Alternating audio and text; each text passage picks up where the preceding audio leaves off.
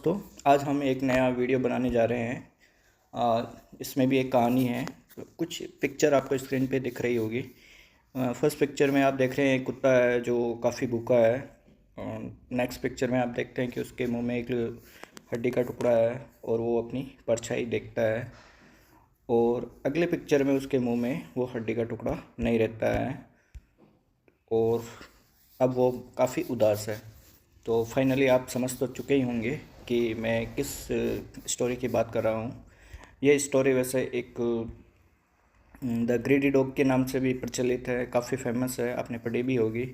तो हम चाह रहे हैं कि इसको नए रूप में कैसे सीखें।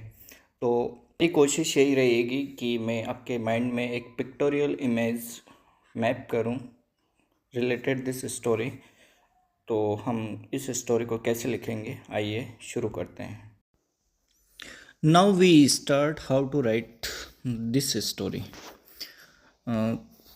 The Greedy Dog. Story name The Greedy Dog. Okay.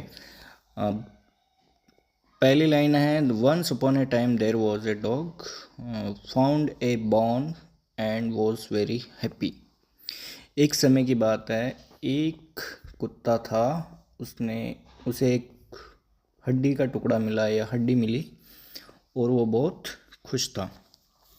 तो इससे पता चलता है कि ये स्टोरी पास्ट टेंस में लिखी जा रही है। फाइंड की सेकंड फॉर्म फाउंड होती है और इज की सेकंड फॉर्म वॉज होती है। ठीक है। नेक्स्ट लाइन हम पढ़ते हैं it carried it in his mouth and ran away.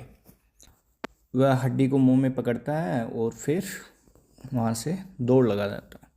Carry का सेकंड फॉर्म होता है कैरेट और रन का सेकंड फॉर्म रैन होता है। ठीक है। थर्ड लाइन में पढ़ते हैं while crossing A bridge he looked down and so his reflection in the water. जब वह उस ब्रिज को क्रॉस कर रहा था तो उसने नीचे की तरफ देखा, नीचे की तरफ मतलब पानी में देखा और उसने अपनी परछाई देखी। सी की सेकंड फॉर्म सो होती है और लुक्ड की सेकंड फॉर्म लुक्ड होती है। तो इसका अर्थ हुआ कि जब वो ब्रिज को क्रॉस कर रहा था, पुलिया क्रॉस कर रहा था, तो उसने पानी में नीचे की तरफ देखा और उसे अपनी परछाई दिखाई दी। रिफ्लेक्शन मीन्स परछाई। परछाई का मतलब ये होता है कि अपने जैसा दूसरा दिखना। नेक्स्ट लाइन है it thought it was another dog with A bigger bone. उसने सोचा कि एक दूसरा कुत्ता है जिसके पास ये बोन है। ठीक है, दूसरी बोन है। तो थिंक की सेकंड फॉर्म थॉट हो गई और इज की सेकंड फॉर्म वॉज हो गई। तो चौथी लाइन की हिंदी ये हो गई कि उसने सोचा कि एक और कुत्ता है, उसके पास एक बड़ी बोन है। ठीक है। फिफ्थ लाइन पढ़ते हैं अपन the dog barked to scare the other dog but when it open its mouth its fell into the water and was lost. तो जैसे ही उसने कुत्ते ने दूसरे कुत्ते पे भौंकना शुरू किया तो भौंकने के लिए क्या करना पड़ेगा, मुंह को खोलना पड़ेगा। तो उसने मुंह को खोला और वो उसकी बॉन किस में गिर गई, पानी में गिर गई और लॉस्ट हो गई। वॉज लॉस्ट मतलब खो गई।